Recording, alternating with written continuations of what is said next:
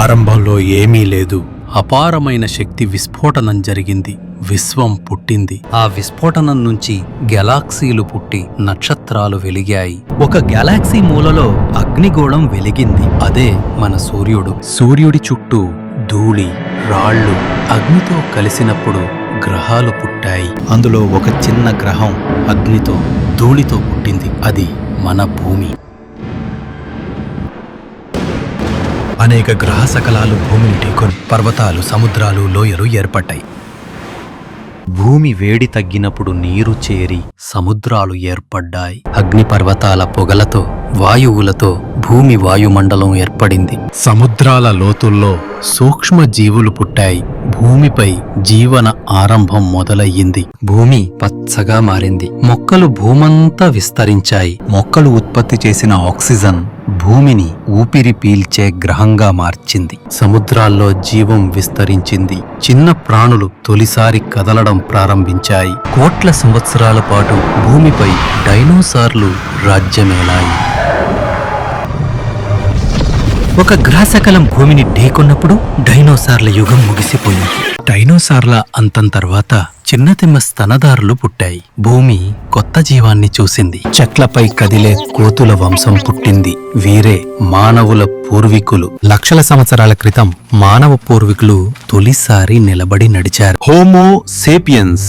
మనమే వేటాడుతూ, మంట వెలిగిస్తూ జీవించడం మొదలుపెట్టారు. మనుషులు సాధనాలు తయారు చేసుకున్నారు, భాష నేర్చుకున్నారు, వ్యవసాయం పుట్టింది, గ్రామాలు ఏర్పడ్డాయి, మానవ సమాజం కొత్త దశలో కడుగుపెట్టింది. ప్రపంచంలో తొలి నాగరికతలు పుట్టుకొచ్చాయి.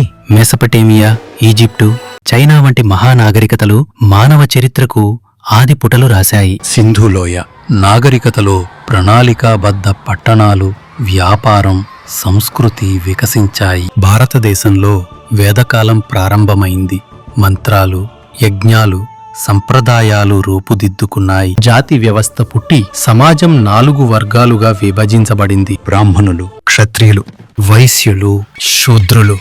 భారతదేశంలో మతాలు వికసించాయి. హిందూ, బౌద్ధ, జైన, క్రైస్తవ, ఇస్లాం. మధ్యయుగ భారతదేశం రాజ్యాలు, సామ్రాజ్యాలు వికసించాయి. భారతదేశం బ్రిటిష్ పాలనలోకి వెళ్ళింది. 1947లో స్వాతంత్రం వచ్చింది. 1950లో భారత రాజ్యాంగం ఆవిర్భవించింది. నేటి భారత్ నగరాలు, సాంకేతికత, గ్రామాలు, సంప్రదాయాలు కలిసిన ఒక సజీవమైన దేశం. ఈ కాలంలో పరిస్థితులు ఎలా ఉన్నాయో చూద్దాం పదండి.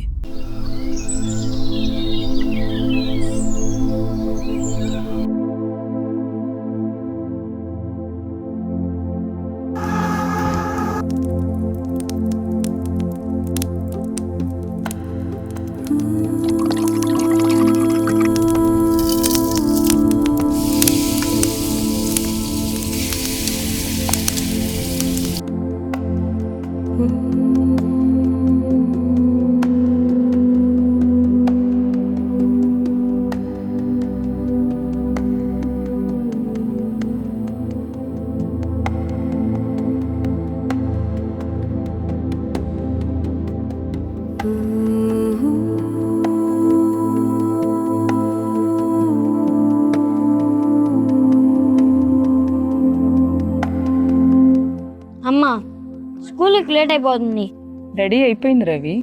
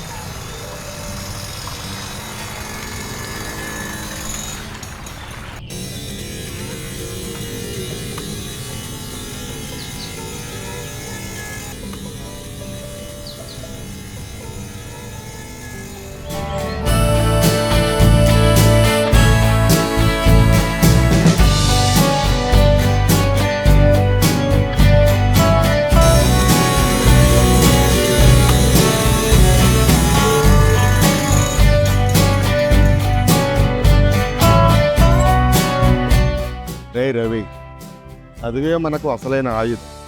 శ్రద్ధగా చదువు. చదువుకుంటే మంచి భవిష్యత్తు ఉంటుంది. లేదంటే నాలాగా కూలి జీవితం తప్పదు. సరే నాన్న.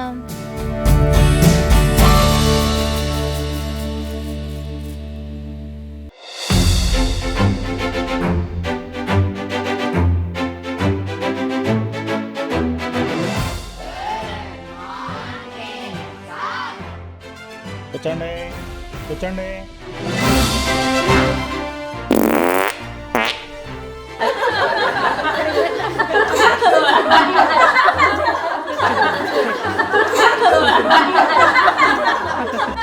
అవ్వండి సన్నాసులు వారు. పెద్ద అయిన తర్వాత మీరు కూడా వేస్తారులే బాంబులు. మొహాలకి నవ్వు ఒకటి. సన్నాసులు వారా.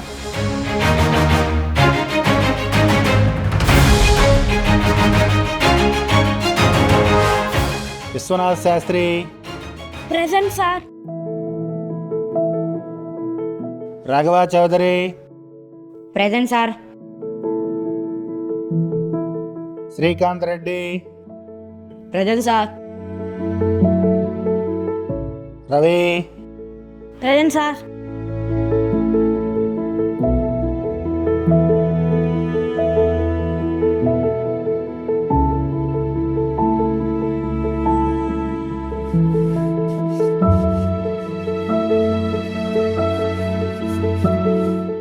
ఈరోజు పాఠం ప్రారంభించే ముందు ఒక విషయం గురించి మాట్లాడుకుందాం.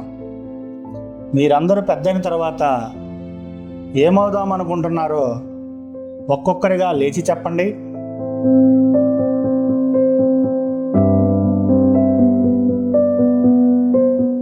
నేను టీచర్ అవుతాను సార్. నేను ఐపీఎస్ ఆఫీసర్ని అవుతాను సార్. నేను కలెక్టర్ అవుతాను సార్. నేను ముఖ్యమంత్రిని అవుతాను సార్. డాక్టర్ని అవుతాను సార్. నేను సైంటిస్ట్ని అవుతాను సార్. కాబోయే సైంటిస్ట్. మట్టి గుడిసెలో పుట్టి పగటి కలలు కంటున్నావా? నువ్వు సైంటిస్ట్ అవుతావా? నీ జాతి తక్కువ వాళ్ళు సైంటిస్ట్ అవగలరా? రేయ్, మీ పనులు మీకున్నాయి కదరా. ఇటుకలు ఎత్తటం, ఇసుక తట్టలు మోయటం, గొడ్లు గాయటం, చచ్చిన వాటిని కోయటం. మీ జాతికి సరిపోయే పనులు ఇవేరా. నీకు చదువు అవసరమా? నీకెందుకురా పెద్ద చదువులు, పెద్ద పెద్ద కళ్ళు? సన్నాసి ఎదవా. కచా.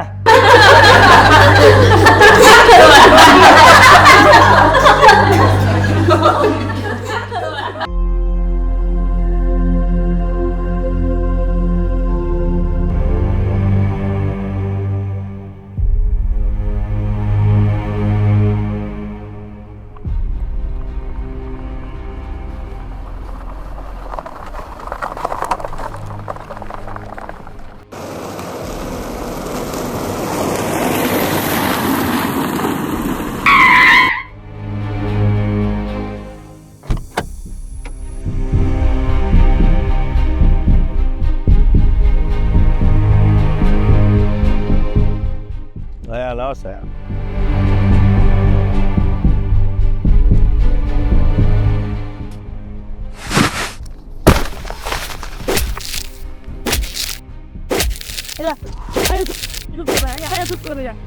చూసుకోలే.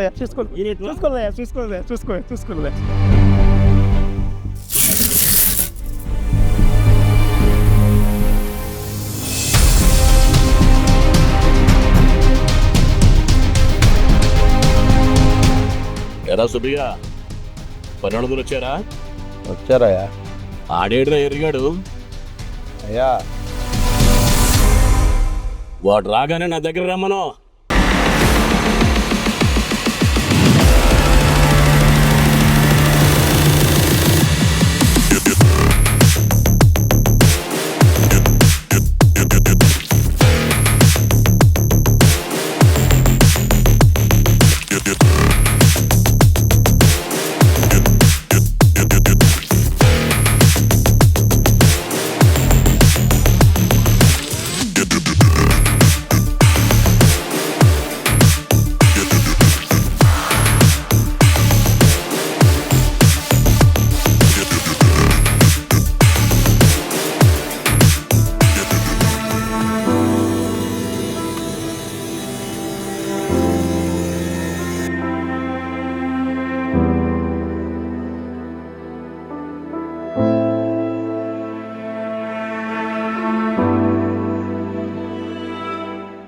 ఏం సుబ్బయ్యనా, మన ఆంధ్ర జగన్నాథం వచ్చాడా?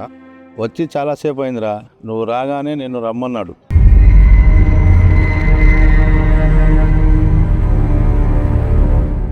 నమస్కారం అయ్యా. ఏరా ఎర్రిగా, అయ్యా ఈరోజు ఆలస్యంగా వచ్చావు? ఓ, నీ కొడుకుని స్కూల్ దగ్గర వదిలిపెట్టి వస్తున్నావా? అవును, వాడు చదివి డాక్టర్ అవ్వాలా, కలెక్టర్ అవ్వాలా? మీరు చదివితే మురుగు కాలువలు మరుగుదొడ్లు ఎవరు శుభ్రం చేస్తారా? శవాలకి కాపలా ఎవరుంటారు? డప్పులు ఎవరు కొడతారు? మాకు చెప్పులు ఎవరు కొడతారు? గడ్డాలు గీయడం, బట్టలు ఉతకడం మానేసి మీరంతా చదువు చదువు అంటూ స్కూళ్ళకి పరిగెడితే ఎలారా? ఫు, కులం తక్కువ నా కొడకల్లారా. వెళ్ళి ఇటుకలు కాలేయో లేదో చూసి లారీకి లోడెత్తండి. ఎలా చదువు చదువు కావటం నా కొడుకులకి.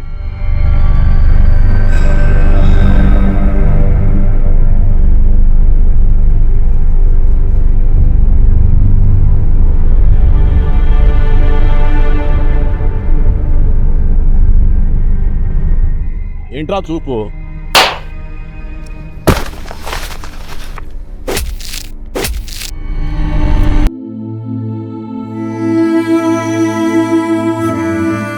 చదువు కావటం నా కొడుకులకి.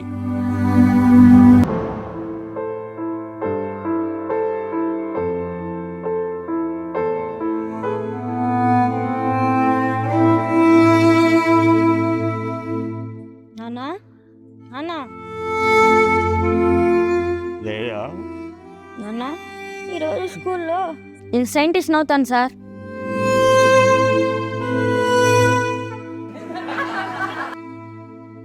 అసలు కులం అంటే ఏమిటి? మనల్ని ఎందుకు తక్కువ కులం అని అంటున్నారు?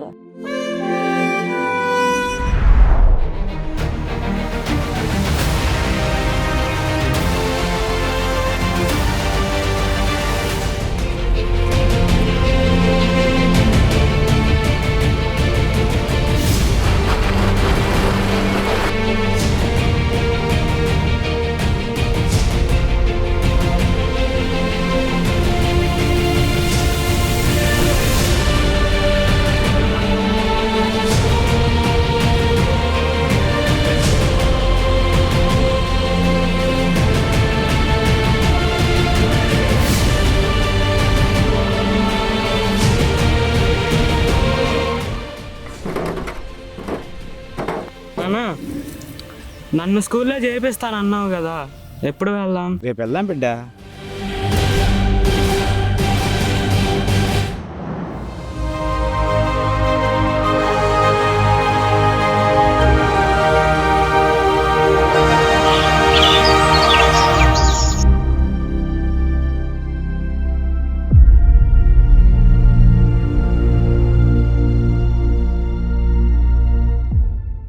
నమస్తే సారు. సారు, వీడు నా కొడుకు ఎర్రయ్య. నా కొడుకు మీ స్కూల్లో చదువుకుంటా అంటున్నాడు. నేను రైతు కట్టబడి పనిచేసినా సరే ఒకరోజు కూడా ఆలస్యం చేయకుండా మీ స్కూల్ ఫీజు అంతా కట్టిస్తాను. నా బిడ్డకి చదువు చెప్పండి సార్. ఎవరినంటే వాళ్ళు చేర్చుకోవడానికి ఇదేమైనా గవర్నమెంట్ స్కూల్ అనుకుంటున్నారా? డాక్టర్ల పిల్లలు, ఇంజనీర్ల పిల్లలు, పెద్ద పెద్ద రామాల పిల్లల కోసం పెట్టింది ఈ స్కూల్. కూలి పని చేసుకొని గురికి వాళ్ళు దొరికే మీటర్ని తక్కువ కాలం చదివే స్కూల్ కాదు ఇది.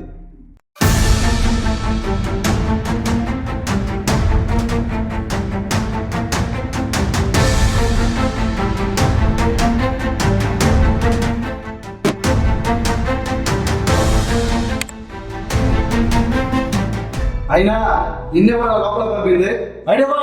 సారు సావు, నా కొడుక్కి చదవంటే చాలా ఇట్లు.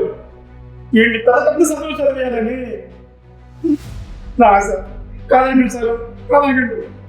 మీకు కావాలనుకుంటున్నారు, కాదండి సార్. ఆశలు పెట్టుకోవడం తప్పు కాదు. నీ స్థాయి ఏంటో, నీ కులం ఏంటో మర్చిపోవడం తప్పు. మీలాంటి అరగా వాళ్ళ కోసమే గవర్నమెంట్ బడి బయలుదేరు.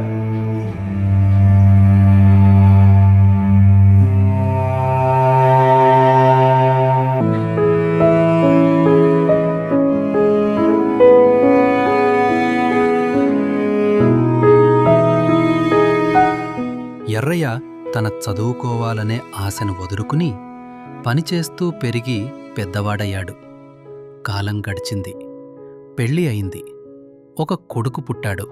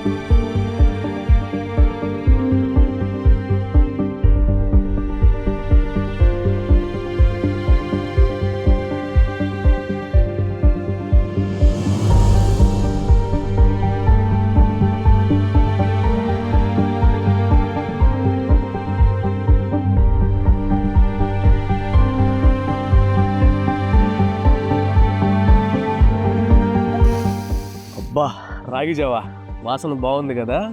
ఆహా, చిన్నప్పుడు తగిన జ్ఞాపకం వస్తుంది.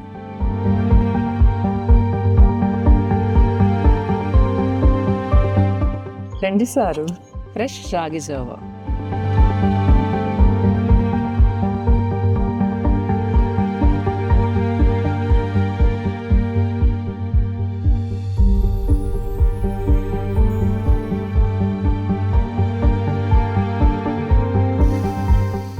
గుమగుమలాడిపోతుంది. నేనే చేశాను. బాగుందా సారు? Very tasty.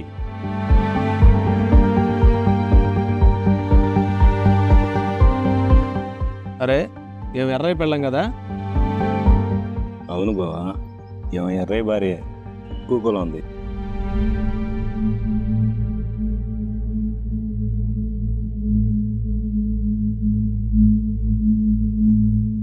ఈ ఎంటరానోళ్ళు అమృతం ఇచ్చినా అసహ్యంగానే ఉంటది. ఇది తాగితే మనం హాస్పిటల్లో పడాల్సిందే. పదండ్రా.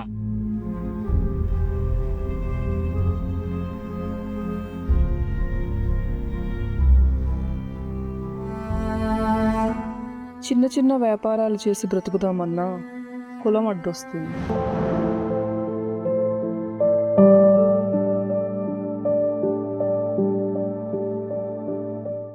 ఏమైంది బావా? ఏమీ లేదులే బుచ్చమ్మ, నీ దగ్గర దాచేదేమన్నలే. ఈరోజు పనిలోకి ఆలస్యంగా వెళ్ళానని మా వానరు జగన్నాథం పని వాళ్ళందరి ముందు అవమానించాడు. బడికి పోతే పంతులు గారు తెల్లవాడిని అవమానించారు. గతంలో మా అయ్యకి, నాకు, నీకు అవమానం జరిగింది. అయినా నేను మనిషిగానే పుట్టాను, మనిషిగానే పెరిగాను. కులం కావాలని నేను అడిగానా? మతం కావాలని నేను కోరుకున్నానా? వాటితో నాకు అవసరం లేదు. జన్మనిచ్చిన వాళ్లే కాకుండా పుట్టుకతోనే ఇవన్నీ ఎవరు నిర్ణయించారు? ఎవరు నిర్ణయించారు?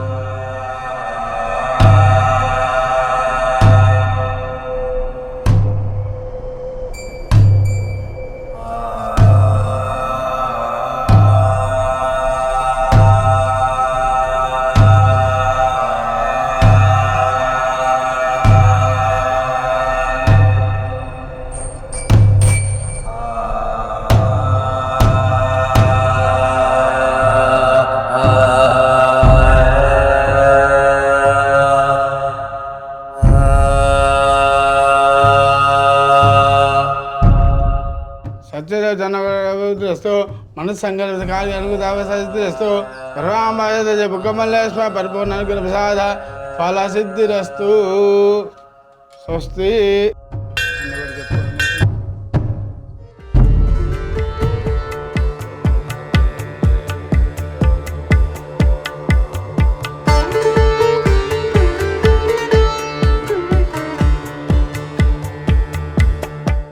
ఎర్రయ్యా,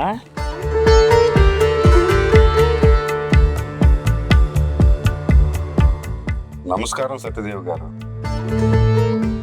చాలా కాలం తర్వాత చూస్తున్నాను సార్ మిమ్మల్ని. అవును ఎర్రయ్య, నేను మిమ్మల్ని ఇక్కడ చూస్తాను అనుకోలేదు సార్. నేను అప్పుడప్పుడు ఈ దేవరపాడు కొండకు వస్తూ ఉంటాను ఎర్రయ్య.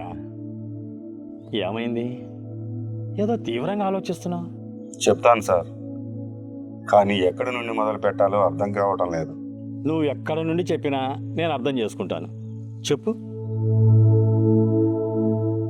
నా జీవితంలో ఎన్నో బాధలు, మరెన్నో అవమానాలు అనుభవిస్తూనే వచ్చాను. నేనైతే వాటన్నిటిని భరిస్తూనే వచ్చాను. కానీ నా కొడుకు కూడా అవే అవమానాలు పడటం చూసి తట్టుకోలేకపోతున్నాను సార్. ఇది నీ ఒక్కడికి, నీ కుటుంబానికో సంబంధించిన సమస్య కాదు ఎర్రయ్య. సమాజంలో చాలా మంది ఎదుర్కొంటున్న సమస్య ఇది. ఈ సమస్యను అధిగమించాలంటే వ్యవస్థలో మార్పు రావాలి. ఆ మార్పు రావాలంటే మీరందరూ సంఘటితంగా ప్రతిఘటించాలి. రేపు ఒకసారి ఆఫీస్కి రా, వివరంగా మాట్లాడుకుందాం. అలాగే సార్.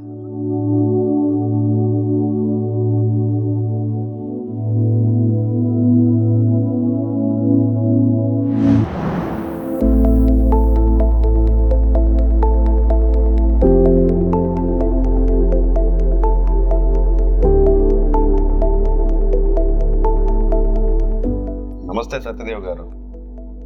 రా ఎర్రయ్య, రా, ఇలా వచ్చి కూర్చో. ఎర్రయ్య, ఈ దేశంలో ప్రతి బలహీనుడి కోసం ఒక గొప్ప మనిషి, ఒక మహోన్నతమైన వ్యక్తి డాక్టర్ బిఆర్ అంబేద్కర్ గారు.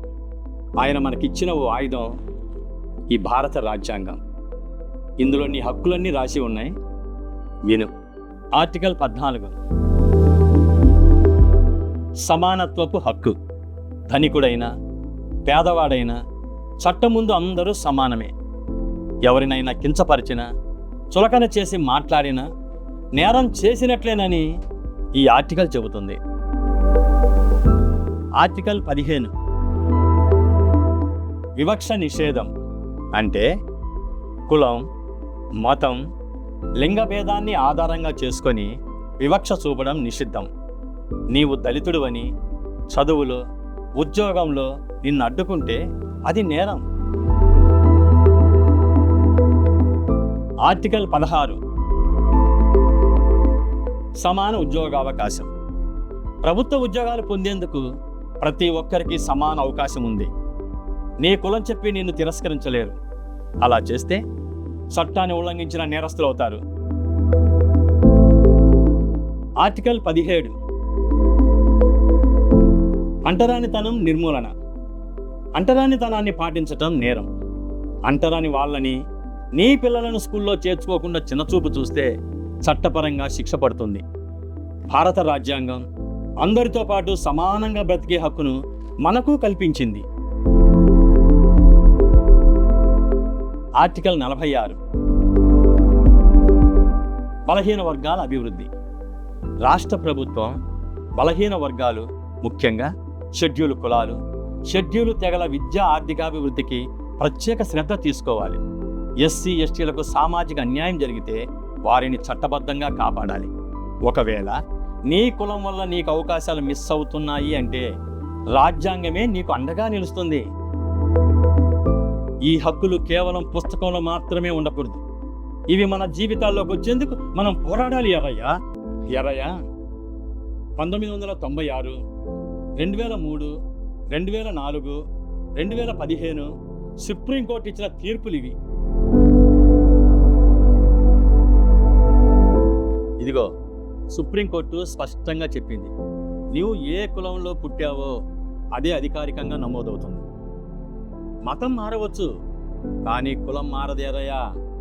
అంటే కులం అనే ముద్ర పుట్టుకతోనే వేసి మరణించే వరకు మోసేదేనా సార్? న్యాయం కావాలంటే న్యాయబద్ధంగా పోరాడాలి. నీకు జరిగిన అవమానాల్ని సాక్ష్యాలుగా చూపాలి. అని పెద్దదే, మార్పు సాధ్యమేరయ్యా. నా బిడ్డ జీవితం కోసమే కాదు, నా జాతి భావితరాల భవిష్యత్తు కోసం పోరాడతాను. నేను అనుభవిస్తూ వచ్చిన అవమానాలు ఇంకెవరూ అనుభవించకూడదు. న్యాయబద్ధంగా మార్పు రావాలంటే నేనేం చేయాలో చెప్పండి సార్. మనం సుప్రీంకోర్టులో ఒక బిల్ వేద్దాం. అంటే పబ్లిక్ ఇంట్రెస్ట్ లిటిగేషన్. ఇది వ్యక్తిగత సమస్య కాదు, సమాజానికి సంబంధించింది. దీనికి మీ గ్రామస్తుల సహకారం కావాలి. వారి అనుభవాలు, వివరాలు సేకరించు. వారి సంతకాలతో మనం అనుకున్నది సాధించవచ్చు ఎర్రయ్యా. మీరు చెప్పినట్లే చేస్తాను సార్.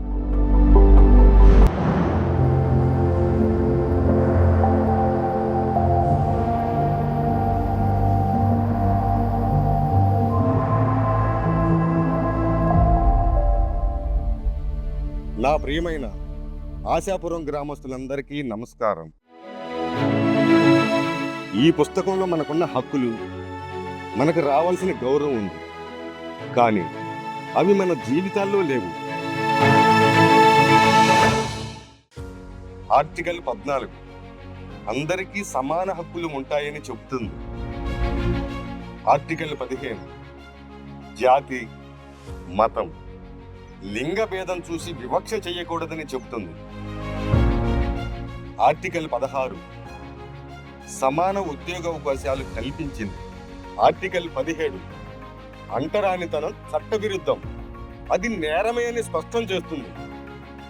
ఆర్టికల్ 46 ఆర్థిక, విద్యా రంగాల్లో తక్కువ వర్గాలైన షెడ్యూల్ కులాలు మరియు షెడ్యూల్ తెగల అభివృద్ధిని రాష్ట్ర ప్రభుత్వం ప్రోత్సహించాలి. ఇక మన పిల్లల్ని ఎవరూ కులం పేరుతో పిలవరాదు. ఇప్పటి నుండి మన బ్రతుకులు, మన జీవితాలు మారాలి. మనకి పుట్టుకతో మన తల్లిదండ్రులు ఇచ్చిన పేరు చాలు. మనకి కులం ఎందుకు? వివక్షకు గురయ్యే ఆ కులం మనకెందుకు? మన పిల్లలు, మన తర్వాతి తరాల స్కూల్, కాలేజీ, ఉద్యోగాల్లో పేరు మాత్రమే రాయాలి. కులం, మతం వంటివి అప్లికేషన్ ఫారమ్స్లో ఉండకూడదు. మనకి ఒక కొత్త గుర్తింపు కావాలి. స్వేచ్ఛగా చదువుకునే స్వాతంత్ర్యం కావాలి. కుల మతానికి తరలేని వేదిక కావాలి. దేశ పురోభివృద్ధికి పాటుపడే సమానత్వం కావాలి. మనిషిగా గుర్తింపు. తరతరాలుగా పేరుతో పాటు మోసిన కుల బరువు ఇప్పుడు ఓ తరం గళమెత్తింది. పేరు చాలు, కులం వద్దు. ఒక్క జీవితం జీవించేది మనిషిగా మాత్రమే. ఎందుకు ఈ కులపు గోడలు? ఇది మన తరువాతి తరం జీవితాల్లో పేరులో కులం లేకుండా ఉండేందుకు కొత్త చరిత్రకు తొలి అధ్యాయం. ఆర్టికల్ 14 అందరికీ సమాన హక్కులు. ఆర్టికల్ 15 జాతి, మతం, స్త్రీ, పురుష వివక్షకు తలుపులు మూసింది. ఆర్టికల్ 16 ఉద్యోగాల్లో సమాన అవకాశాలు కల్పించింది. ఆర్టికల్ 17 అంటరానితనాన్ని నిషేధించింది శాశ్వతంగా. ఆర్టికల్ 46 ఎస్సీ, ఎస్టీల అభివృద్ధికి విద్య, ఆర్థిక రంగాల్లో రాష్ట్రానికి బాధ్యతను నిర్దేశించింది.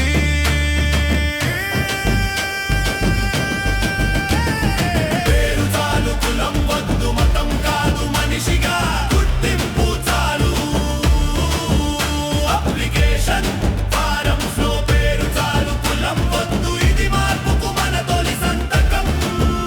చరిత్రలో మార్పుకు మొదటి అడుగు.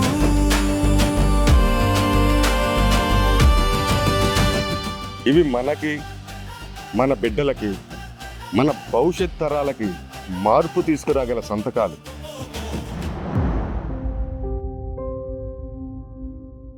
నమస్తే సార్. ఇవి నా గ్రామ ప్రజల బాధలు. వివక్ష విషకోరలకు చిక్కిన తరతరాల నా జాతి గాథలు.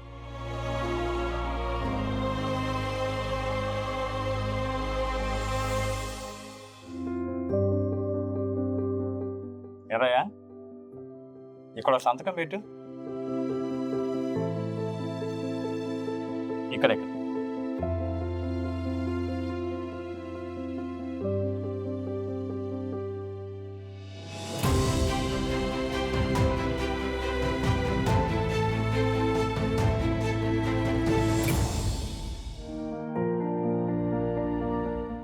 ఇది తరతరాల కుల చరిత్రకు చరమగీతం, రాబోవు నూతన తరానికి స్వాగతం పలికే శంఖారావం.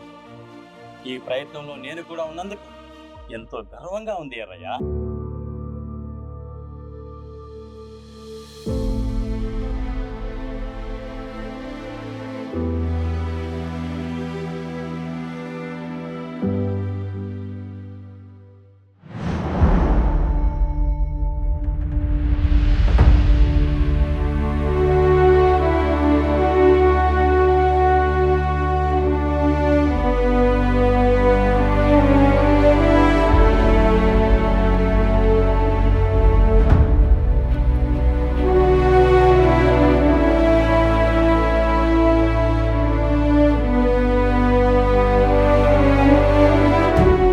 May it please your lordships, with your permission, I rise to present the case of my client, Erraya Mallavarapu.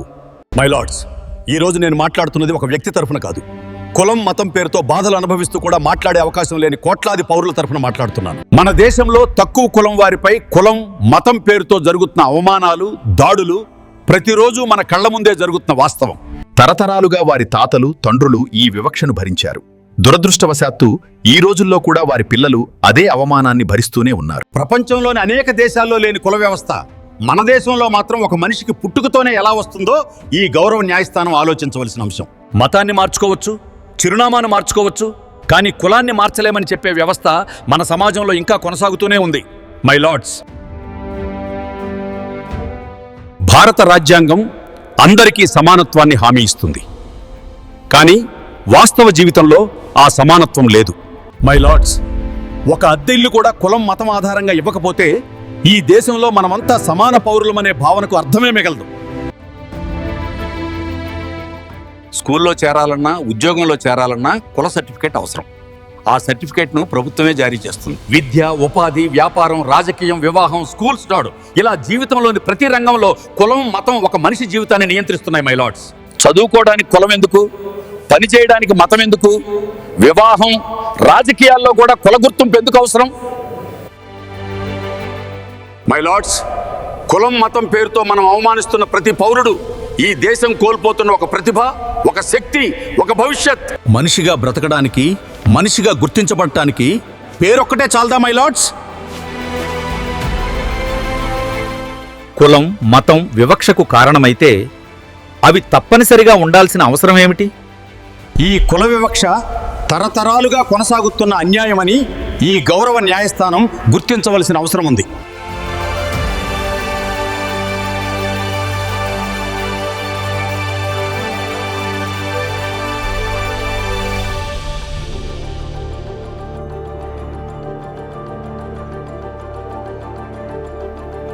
ఈ కుల వివక్ష తరతరాలుగా కొనసాగుతున్న అన్యాయమని ఈ గౌరవ న్యాయస్థానం స్పష్టంగా గుర్తిస్తోంది.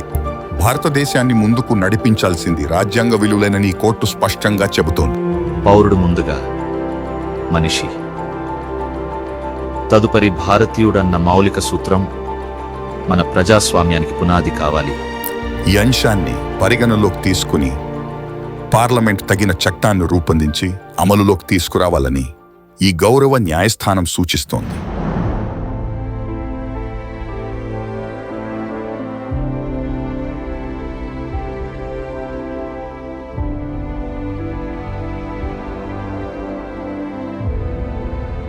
Order. The House will now take up the Voluntary Human Identity Act 2026. This act affirms one identity for every citizen, human dignity beyond all divisions.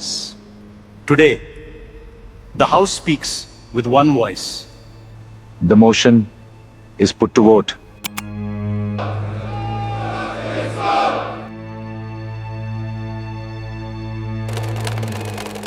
The motion is passed. The Voluntary Human Identity Act 2026 is adopted.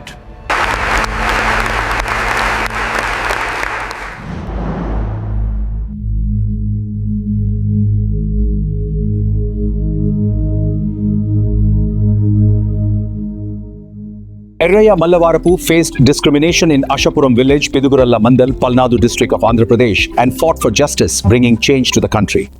The case was argued in the Supreme Court of India by advocate Satyadev Jonalagadda.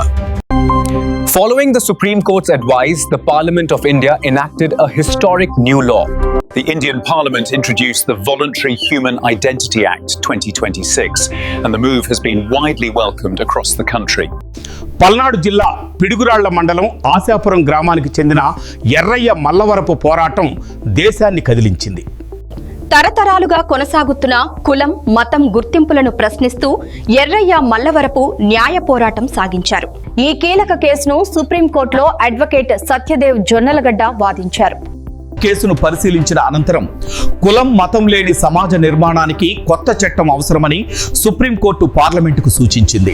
Supreme court సూచనలతో parliament కొత్త చట్టాన్ని తీసుకువచ్చి దానికి voluntary human identity act 2026 అని పేరు పెట్టింది. కులం మతం లేకుండా ప్రతి వ్యక్తి కేవలం మనిషిగా మాత్రమే గుర్తింపును ఎంచుకునే అవకాశం ఈ చట్టం ఇస్తోంది. భారతదేశ అభివృద్ధి దిశగా ఈ చట్టం ఒక చారిత్రక మైలురాయిగా నిలవనుంది.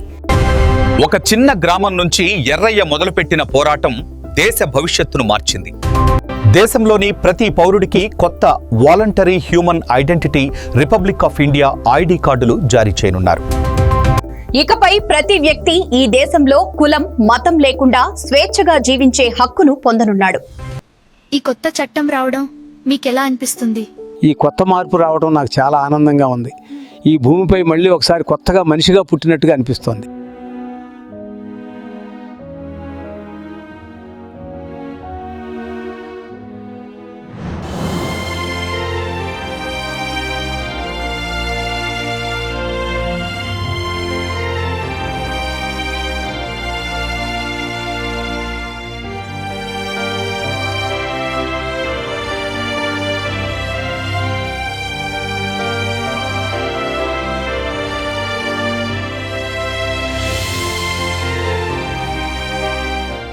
నానా, ఇన్నాళ్ళు మన జాతి చాలా బాధలు పడ్డాం.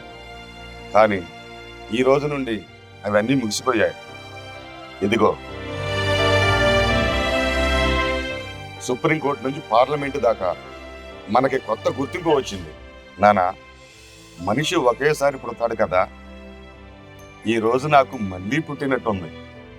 నా జీవితంలో ఇలాంటి రోజు చూస్తానని అనుకోలేదురా ఎర్రయ్య. నిన్ను చూస్తుంటే నాకు చాలా గర్వంగా ఉంది బిడ్డ. తాతయ్య, ఇప్పటి నుంచి నన్ను తక్కువ కులం వాడు అని పిలవరుగా? లేదురా రవి, ఇప్పటి నుంచి నువ్వు మనిషిగా మాత్రమే గుర్తించబడతావు.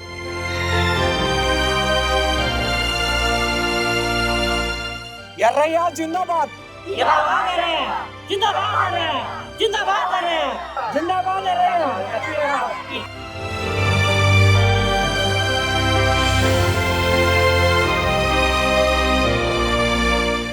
ఇది నా గెలుపు కాదు, మన జాతి గెలుపు. నాకు, నా తండ్రికి, నా భార్యకు, నా కొడుకుకి, మన జాతికి తరతరాలుగా జరుగుతున్న అన్యాయానికి వచ్చిన న్యాయం.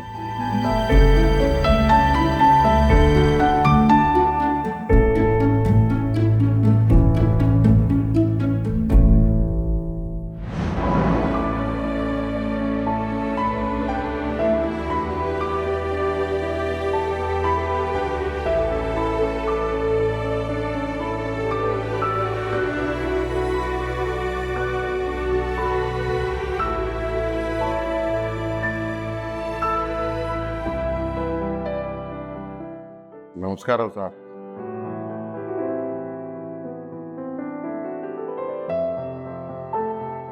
కూర్చోండి.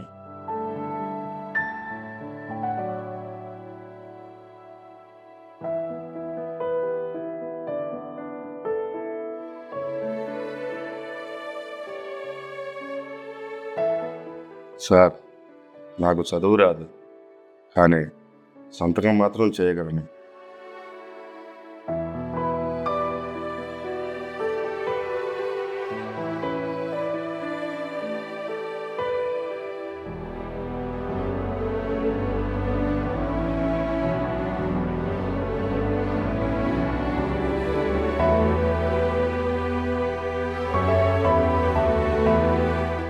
సార్, ఇప్పుడు కులం మతం లేకుండా పేరొక్కటే చాలు కదా.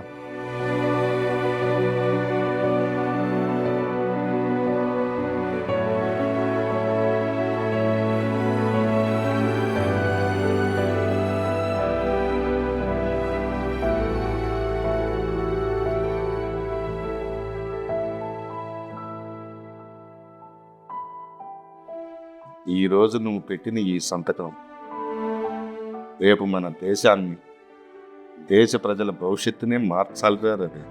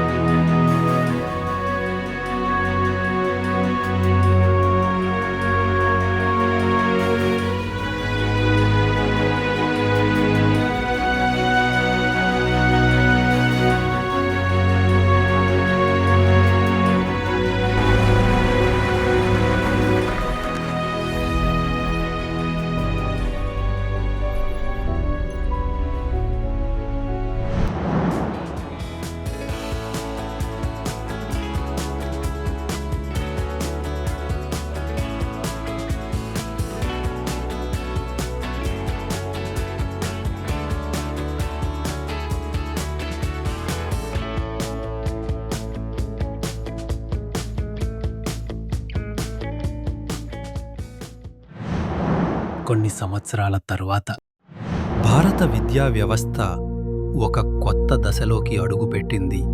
ప్రతి తరగతి గది ఇప్పుడు ఒక డిజిటల్ విశ్వం. రోబోట్ ఉపాధ్యాయులు విద్యార్థులకు బోధిస్తున్నారు. వాస్తవికతను మించే విద్య, చరిత్ర, అంతరిక్షం, శాస్త్ర అన్వేషణ. గ్రామాలు స్మార్ట్ టెక్నాలజీతో మార్పు చెందాయి. వ్యవసాయం రోబోట్ల చేతిలో, రైతులు హోలోగ్రామ్లతో నియంత్రణ. ఆకాశాన్ని తాకే హైడ్రోపోనిక్ టవర్స్, తక్కువ భూమిలో ఎక్కువ పంటలు. శక్తి ప్రకృతి సమతౌల్యం. భూమిని రక్షిస్తూ వ్యవసాయం. అధునాతన పట్టణాలు, గాల్లో ప్రయాణించే వాహనాలు, ఎత్తైన భవనాలు, వీధుల్లో సహాయం చేసే రోబోలు జీవన విధానంలో భాగమయ్యాయి. ఎగిరే బైకులపై ప్రయాణిస్తున్నారు. ప్రజా రవాణా కూడా ఆకాశంలో విస్తరించింది. భారత వ్యాపార కేంద్రం సాంకేతికతతో కలిసిపోయింది. భారతదేశం నుండి అంతరిక్ష ప్రయాణం ఇప్పుడు సాధారణం. భారత అంతరిక్ష కేంద్రం నుండి బయలుదేరుతున్న ప్రజలు, కుటుంబాలు భూమి నుండి గ్రహాల మధ్య ప్రయాణిస్తున్నాయి.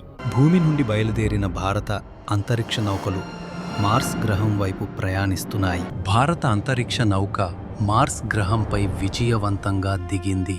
భారతీయులు మార్స్ గ్రహంపై తమ తొలి అడుగులు వేశారు. మార్స్ గ్రహంలో భారతీయులు తమ కొత్త జీవనాన్ని ప్రారంభించారు. మార్స్ గ్రహంపై భారతీయుల ముఖాల్లో ఆనందం వెలుగుతోంది. కులం, మతం అనే భేదాలు లేకుండా పేరు ఒక్కటే గుర్తింపుగా ఉండాలని కోరుకునే ప్రతి ఒక్కరికి ఈ చిత్రం అంకితం.